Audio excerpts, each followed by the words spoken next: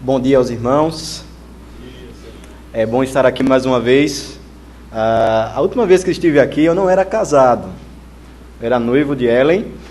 Eu gostaria que Ellen ficasse de pé, por gentileza, para que eu pudesse apresentá-la. Essa é a minha esposa, bonita. Deus foi gracioso comigo e eu louvo a Deus. O pastor Lutero está dizendo que é graça mesmo.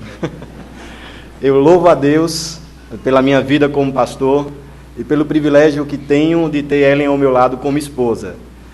Sou pastor lá em Aldeia, como aqui foi dito. Sou grato também a Deus, não só pela oportunidade de vir aqui pela segunda vez, mas pela oportunidade que Deus nos deu de sermos congregação de uma igreja madura. Eu sou privilegiado como pastor em poder caminhar com os irmãos. Nós vamos, nessa manhã, abrir as nossas Bíblias no livro de Hebreus, seu capítulo 12. Gostaria que, por gentileza, os irmãos abrissem a palavra do Senhor. Leremos os 3 primeiros versículos, do versículo 1 ao versículo 3. Hebreus, capítulo 12, versículos de 1 a 3.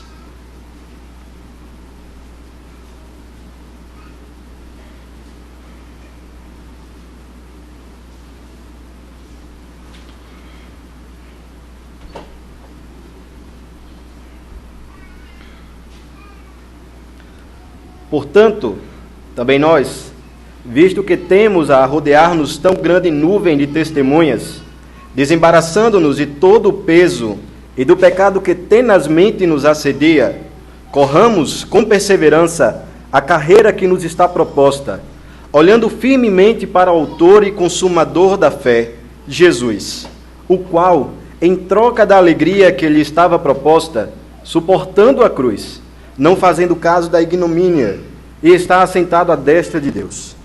Considerai, pois, atentamente aquele que suportou tamanha oposição dos pecadores contra si, para que não vos fatigueis, desmaiando em vossa alma. Senhor, nós estamos aqui em nome de Jesus. Nós sabemos que somos pecadores, que não merecemos ouvir a Tua palavra. Não merecemos também a salvação que há em nosso coração, muito menos o perdão dos pecados.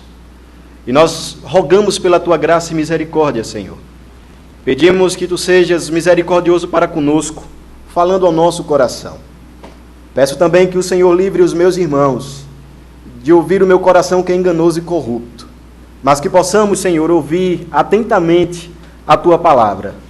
Fala, Pai, ao nosso coração. Nós sabemos que a Tua palavra é tudo o que nós necessitamos. Não há nada que seja mais rico do que ouvir a Tua voz. E as Tuas ovelhas ouvem a voz do bom pastor. Guia o pastor, e dele pode se alimentar de pastos verdejantes. Peço, Pai, que o Senhor tenha misericórdia do Teu servo, que me ajude a pregar fielmente a Tua palavra, em nome de Jesus. Amém. Meus irmãos, nós acabamos de ler um texto.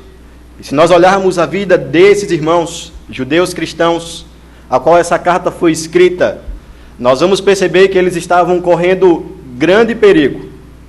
Perigo este que nem eu e nem você estamos longe de passarmos.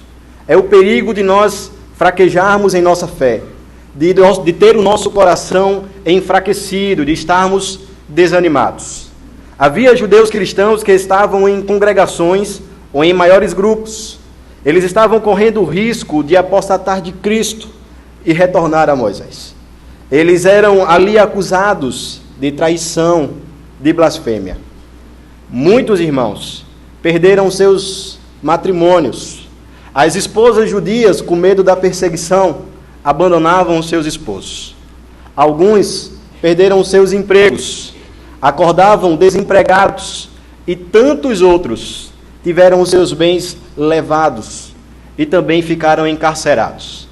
É certo que, em meio à provação, muitos daqueles irmãos foram afligidos, e eles desanimaram na fé. Sabendo disso, nós podemos perceber que o escritor escreve para reanimar aqueles irmãos, para trazer à memória aquilo que pode nos dar esperança, que é o nosso Senhor Jesus. Ainda a respeito da perseguição que a igreja sofria e o desânimo, nós vamos perceber que a igreja estava sendo esmagada espiritualmente por essa perseguição. No capítulo 2 de Hebreus, nós podemos ver que havia uma negligência das Escrituras. Podemos perceber também no capítulo 5 que havia o desinteresse de irmãos maduros de ensinarem os irmãos mais novos. No capítulo 10 havia também uma negligência com o culto de Deus, o culto público. Havia fraqueza na vida de oração no capítulo 12 e instabilidade doutrinária, nós podemos perceber isso no capítulo 13. É certo que aqueles irmãos estavam desanimados em sua caminhada. Eles estavam ali sendo encurralados pela perseguição.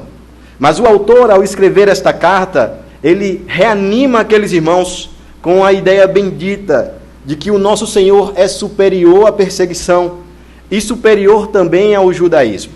Se aqueles irmãos estavam querendo retornar ao judaísmo pelo desânimo, eles poderiam ser reanimados e entender que a mediação de Cristo é perfeita, que o perdão dos pecados em nosso Senhor Jesus é eficaz e que no nosso Senhor Jesus eles poderiam encontrar a segurança necessária para prosseguir de cabeça erguida, sabendo que apesar das dificuldades que enfrentariam, eles seriam vitoriosos. Nós não podemos desanimar nessa jornada. Temos que prosseguir olhando para o alvo, que é Jesus. Eu gostaria, meus irmãos, diante dessas informações, lançar o tema do nosso sermão: não desanimemos.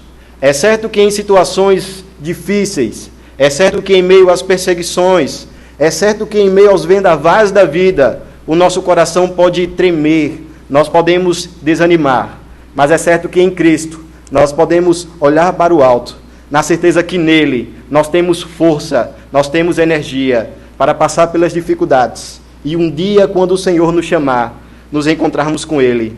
Vamos perseverar e não desanimar. Gostaria, meus irmãos, que nós lançássemos os nossos olhos ao versículo 1 que diz assim: portanto, também nós, visto que temos a rodear-nos tão grande nuvem de testemunhas, desembaraçando-nos de todo o peso e do pecado que tenazmente nos assedia, corramos com perseverança a carreira que nos está proposta. Nós podemos perceber aqui que é uma recomendação: corra com perseverança. Você precisa correr. Aqueles irmãos, eles tinham em seu sangue, muitos contemporâneos daqueles judeus cristãos, o desejo e o amor pela prática esportiva. Havia ali jogos romanos e eles participavam sempre daqueles jogos. Não os cristãos, porque havia um excesso de festas pagãs. Mas eles sabiam que naqueles esportes havia ali a corrida. E o escritor aqui, a carta aos Hebreus, compara a nossa vida cristã como uma corrida. E é interessante que a palavra correr aqui no original, ela traz uma ideia de agonia. Ela traz uma ideia de sofrimento, mas também ela traz uma ideia de perseverança. Quando o nosso Senhor diz que nós devemos correr com perseverança, Ele está nos dizendo que a corrida cristã, ela não é uma corrida fácil. Ela vai exigir muito dos seus músculos, ela vai causar dor, vai causar calo, você vai ficar a ponto de esmorecer, mas mesmo diante das adversidades da corrida, é necessário, irmãos, que perseveremos, é necessário que caminhemos, nós não podemos parar. Lembro-me que uma vez estava num quartel, servi durante 1 ano e 3 meses, e nós tínhamos que participar de uma corrida de 100 metros. Eu sempre gostei de correr, sempre gostei de esportes, mas aquela corrida era demais para mim. Nós tínhamos que correr numa velocidade alta, nós precisávamos ali resistir, precisávamos chegar até o nosso alvo.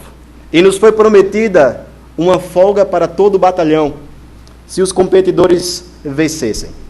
E eu fui escolhido para correr os 100 metros. Meus irmãos, meu coração gelou. Ao ser chamado, olhei a linha de chegada e coloquei como objetivo ultrapassá-la. E passei o primeiro oponente, o segundo, o terceiro, e só faltava um. E todo o tempo eu lembrava que nos foi prometida uma folga por aquela vitória. E eu sabia que eu não conseguiria ultrapassar mais o meu último oponente. Até o momento que um sargento olhou para mim e disse: Domingos, era o meu nome de guerra, se você não ultrapassar essa linha, você vai ficar preso. Meus irmãos, eu corri como nunca. Lembro-me que ao romper a linha de chegada, meus pés estavam trêmulos. Eu caí exausto. Algumas pessoas corriam para me abraçar e eu não tinha mais nenhuma reação. Eu havia ultrapassado o último oponente, porque houve ali o estímulo em meu coração. O estímulo foi suficiente para me fazer vencer. Não ficar preso foi a motivação. O texto nos diz isso: olhe para o Senhor, persevere, é nele que você vai conseguir. Embora as suas pernas estejam trêmulas, embora não tenha mais fôlego, você não tenha mais condições de resistir a essa jornada, você precisa cruzar a linha de chegada. E para fazer isso, irmãos, Cristo nos fará vitoriosos. Nós vamos olhar para o texto e ele vai nos dar algumas recomendações de como corrermos com perseverança. Nós vamos perceber que ele diz que havia ali uma nuvem de testemunha. A nuvem de testemunha, irmãos, não são pessoas que estão ao nosso redor, que estão olhando a nossa postura. Não são pessoas que ficam olhando se nós vamos cair ou se nós vamos prosseguir. Mas a nuvem de testemunhas, nós podemos perceber isso em Hebreus capítulo 11, versículo 4, são os heróis da fé. Porque diz que Abel, depois de morto, ele ainda falava. É certo que o testemunho desses irmãos pode impactar o nosso coração.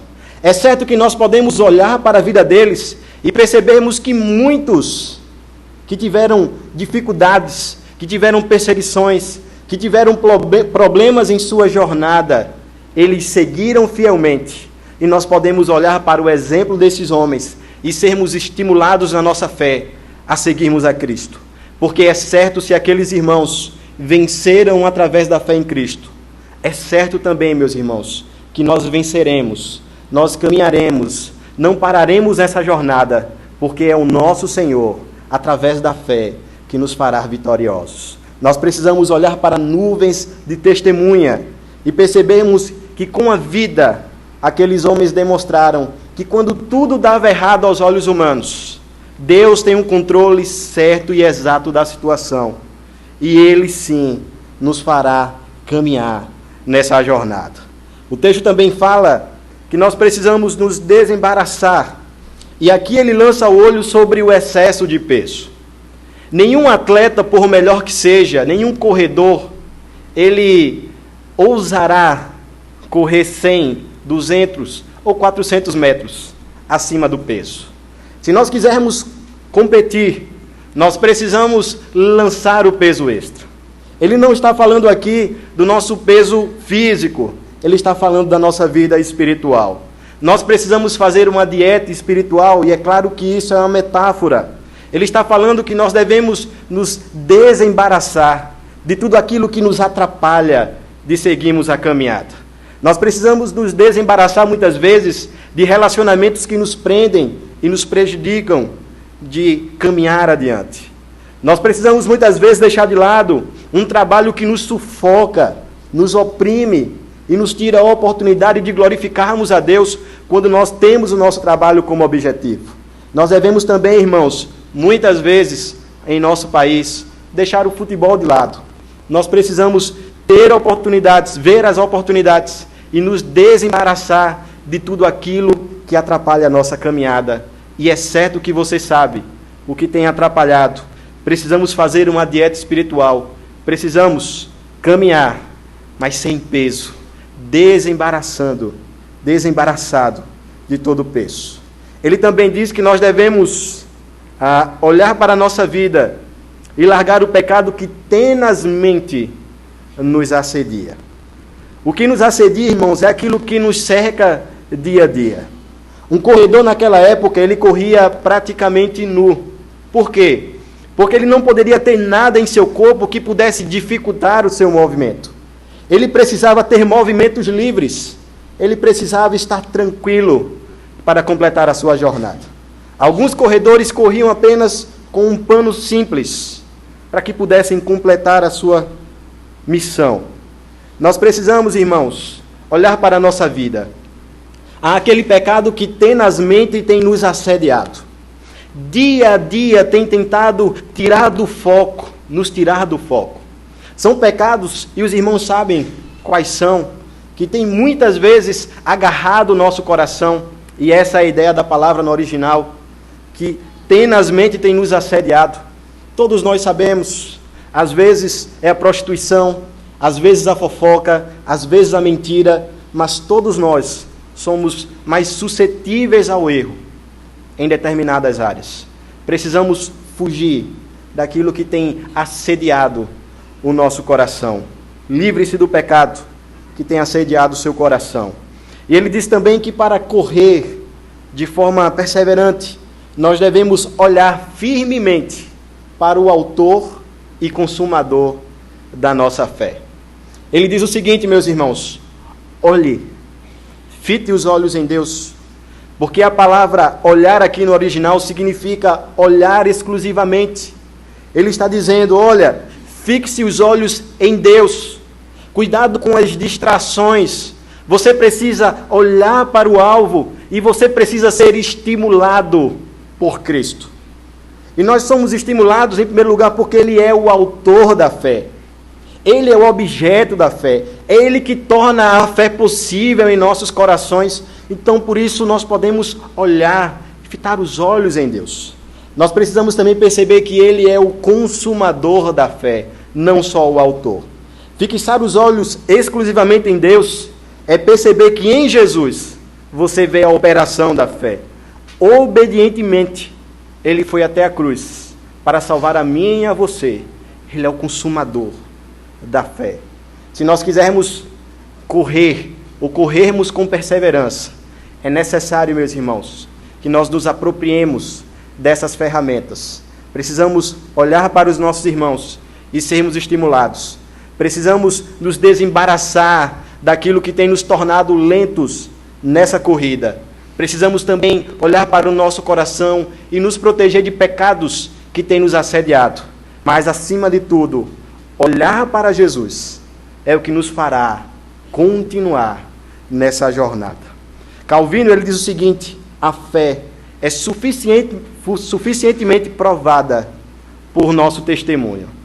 Nós precisamos olhar para a fé em Cristo, a fé Cristo, que é a nossa fé, e precisamos ter uma postura que possa provar esta fé em nosso coração. Em segundo lugar, meus irmãos, nessa caminhada, nós precisamos ter paciência. Está aí uma das coisas mais difíceis para a nossa vida. Nós aguentamos muitas coisas, mas quando nos pedem para ter paciência nesta vida, nós muitas vezes esmorecemos. Versículo 2 diz assim: olhando firmemente para o autor e consumador da fé, Jesus, o qual, em troca da alegria que lhe estava proposta, suportou a cruz, não fazendo caso da ignomínia, e está assentado à destra do trono de Deus. Aqui nós temos mais uma referência para nós olharmos o supremo exemplo de Jesus. Como competidores, nós precisamos não olhar para o que está ao nosso redor. Nós precisamos olhar para a cruz de Cristo. E ao olharmos para a cruz de Cristo, nós vamos perceber que nele está o exemplo perfeito de toda a paciência. Aqui em Hebreus, é a única vez que o autor usa a palavra cruz junto com o verbo suportar. E por que ele faz isso, meus irmãos? Olhemos para a vida de Jesus. Ele veio a este mundo, se fez carne e habitou entre nós. E em todo o seu ministério, o que mais Jesus teve foi paciência. Porque ele teria que passar por todas as coisas até chegar à cruz. Foi tentado, teve oposição em seu ministério, passou dificuldades. Não que o nosso Senhor seja fraco, o nosso Senhor é perfeito, mas se deixou ter fome e sede porque ele também era 100% homem. E ele foi até a cruz. E na cruz, meus irmãos, pacientemente, Ele morreu em nosso lugar. Nós vamos perceber que o nosso Senhor, diante da agonia da morte, suou até sangue, mas pacientemente suportou. Não porque tinha medo de uma cruz. O nosso capitão não é fraco. O nosso Senhor não é como cada um de nós, que tem as suas fraquezas e os seus medos. O nosso Senhor não estava com medo de uma cruz, mas porque pacientemente Ele bebeu o cálice da ira de Deus. Porque pacientemente Ele morreu por mim e por você, e sobre Ele estava o nosso pecado. O castigo que nos traz a paz estava sobre Ele. Pacientemente Ele sofreu. E durante a sua jornada de 33 anos, fisicamente aqui na terra, nós podemos ver o nosso Senhor nos dando a aula de como sermos pacientes em meio à vida cristã. Ele suportou pacientemente. Mas não há nada mais difícil, meus irmãos, do que suportarmos pacientemente quando nós somos humilhados. E o texto diz, não fazendo caso da ignomínia, da vergonha. Porque no Antigo Testamento diz que maldito aquele que morresse numa cruz. E deram a Cristo uma morte na cruz. Era a vergonha da época. A morte de cruz era separada para os bandidos. Mas mesmo onde os judeus queriam humilhá-lo, envergonhá-lo, o nosso Senhor, com a paciência perfeita, suportou para morrer em nosso lugar. E Moody vai dizer que a recompensa da paciência de Cristo é a posição de autoridade e sua ocupação ali. Porque se pacientemente Ele suportou todas as coisas, gloriosamente o nosso Senhor se assenta no trono e governa o mundo. Nós podemos ver que a alegria que estava proposta ao Senhor, ela veio diante das dificuldades. Não que o nosso Senhor tivesse que passar pelas dificuldades, mas porque o nosso Senhor humildemente escolheu passá-las para nos salvar. Em Isaías 53, nós podemos perceber que Deus destinou o caminho de sofrimento para Jesus. Mas no Salmo 16, nós vamos perceber que depois Ele o enche de alegria. Jesus conclui a sua tarefa na terra, assume o seu lugar no céu e agora certifica a nós cristãos sobre a paciência que nós devemos ter, mas a alegria que nós teremos ao chegar nos céus. Nenhum daqueles irmãos, no capítulo 11 de Hebreus, heróis da fé, tiveram em seu coração a alegria esmagada, porque não há nada mais importante na nossa vida do que servirmos a Deus e do que a expectativa bendita que temos de um dia encontrarmos com Ele. Irmãos, toda a paciência é necessária nessa corrida, pela boa perspectiva e pela certeza absoluta de que com Deus nós já estamos, que com Deus um dia, face a face, nós o veremos. E ele termina, meus irmãos, o versículo 2, dizendo que Deus, que Jesus, é o autor e consumador da fé. E ele diz isso mais uma vez. Por quê, meus irmãos? Porque a galeria da fé, ela não termina no capítulo 11, como muitas pessoas acham. Ela termina no capítulo 12. Ele diz o seguinte, olha, o exemplo dos irmãos, no versículo 11, eles são os heróis da fé, mas existe um que é o autor e consumador da fé. Existe um que está assentado no trono. Ele é glorioso. E ele diz que no capítulo 2, mais uma vez, ele é autor da fé. Que no capítulo 6, ele entrou no santuário celestial, abriu para nós um novo e vivo caminho que nos conduz ao santuário de Deus no capítulo 10. Ele é o começo e o fim. Ele é o alfa e o ômega. Aquele que é aperfeiçoado por meio do sofrimento. Nós podemos olhar firmemente para o nosso Senhor, na certeza que a sua fé é inspiradora para termos paciência enquanto a nossa jornada ainda dura neste mundo. No versículo 3, irmãos, nós vamos ver também porque podemos correr com perseverança. Nós podemos fazer assim porque o nosso Senhor, Ele é vitorioso. Considerai, pois, atentamente aquele que suportou tamanha oposição dos pecadores contra si mesmo, para que não vos fatigueis, desmaiando em vossa alma. Há um ano, mais ou menos, nós estávamos celebrando a Copa do Mundo. Um evento grandioso em todos os países onde ela é feita. Nós poderíamos perceber, e nós percebemos, que muitas pessoas estavam envolvidas.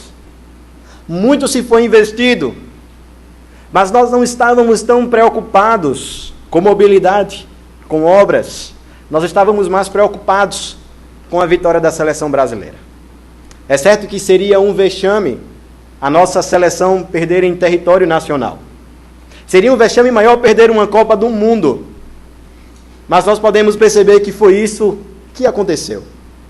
Nós fomos humilhados naquele 7-1.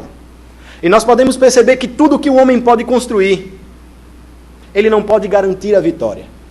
Por mais grandioso que seja o evento, por maior que seja o investimento, por mais esforço humano que nós podemos empreender, não há nada, absolutamente nada, que pode garantir a mim e a você uma vitória.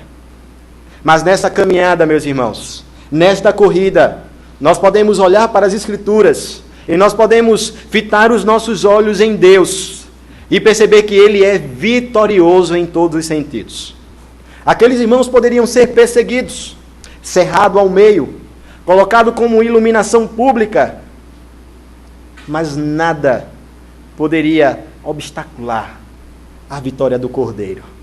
E é certo, meus irmãos, que venceu o nosso Senhor Jesus sobre a morte, sobre Satanás e sobre o pecado. E não há nada que possa frustrar os planos do nosso Senhor Jesus. O texto diz: considerai, pois, atentamente. E a palavra aqui no original, ela traz a ideia que nós devemos comparar a nossa vida com a de Jesus. Sim, comparar a nossa vida. Para que nós pudéssemos perceber, irmãos, que o nosso Senhor sofreu, mas que Ele é vitorioso. Que nós pudéssemos olhar a nossa caminhada e percebermos que a vitória não está no nosso coração, mas que está em Cristo. Porque Cristo sofreu oposição do seu nascimento até a morte. Nós podemos perceber que Herodes, no nascimento de Cristo, já foi um grande opositor.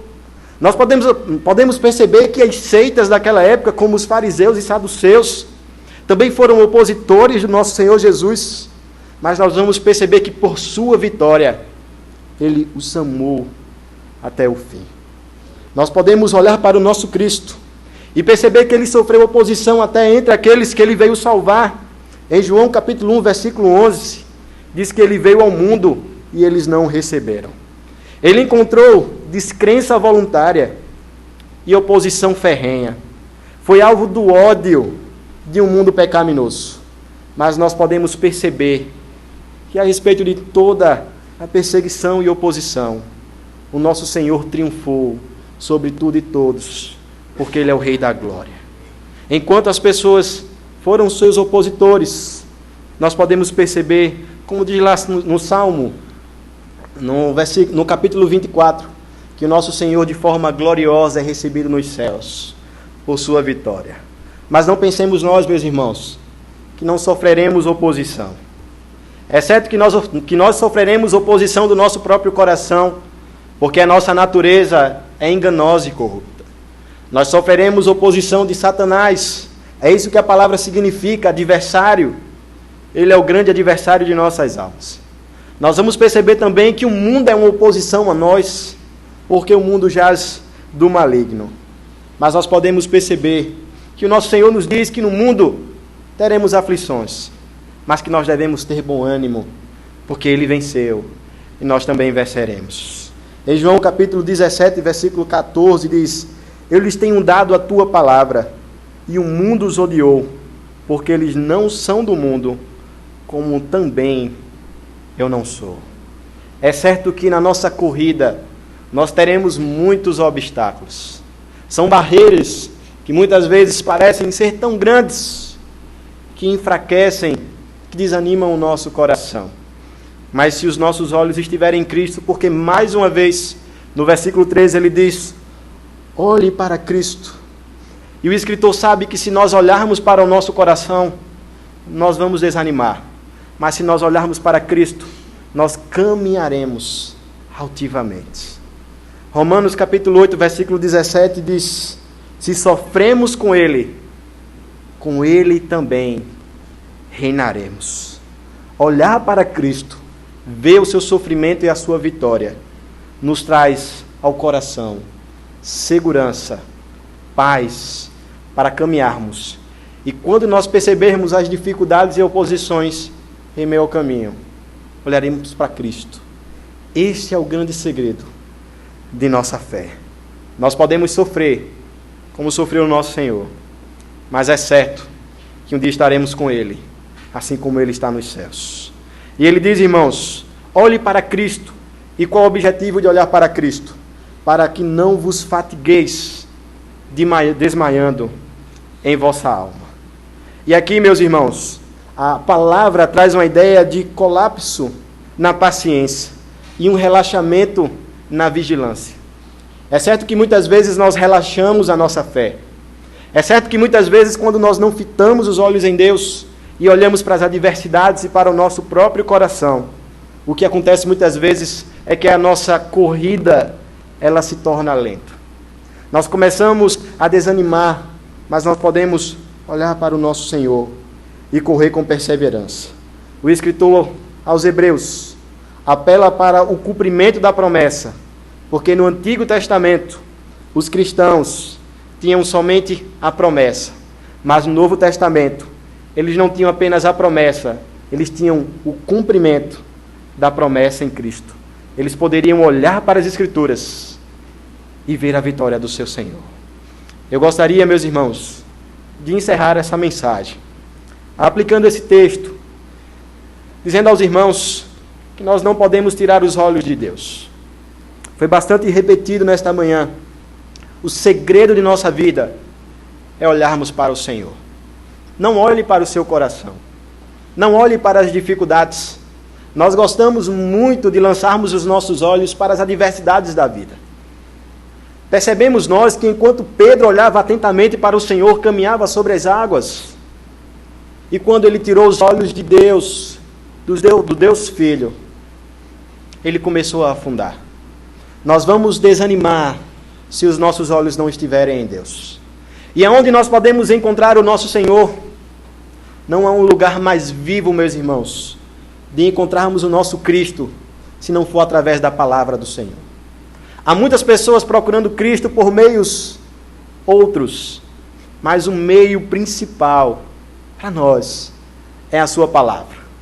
E essa é a minha segunda recomendação. Quer confortar o seu coração nessa jornada? Quer se sentir estimulado? Olhe a palavra. Veja o exemplo dos nossos irmãos heróis na fé. Perceba o exemplo do nosso Senhor. Não seja exclusivista. Não se sinta como se você fosse o único a sofrer. Como se o seu sofrimento fosse o maior do mundo. Olhe para Cristo e perceba que o seu sofrimento não chega aos pés do nosso Senhor. Mas o sofrimento do nosso Senhor, mesmo sendo maior, Ele foi vencedor. E é certo, meus irmãos, que as dificuldades da vida servem também para nos aproximarmos de Deus. Gostaria também de recomendar aos irmãos de aplicar esse texto dizendo que nós devemos nos desembaraçar de todo erro. Precisamos, irmãos, abandonar aquilo que tem atrapalhado a nossa fé. Estava ontem conversando com uma pessoa e dizendo quão difícil é virmos à igreja. Os nossos cultos de oração, com poucas pessoas. Percebemos como a igreja é cheia nos domingos, mas como é tão vazia durante a semana. Parece que nós só abraçamos o cristianismo no domingo. Parece que nós só amamos Deus quando as dificuldades vêm sobre a nossa vida. O cristianismo foi dado a você pela graça, para que você o viva intensamente.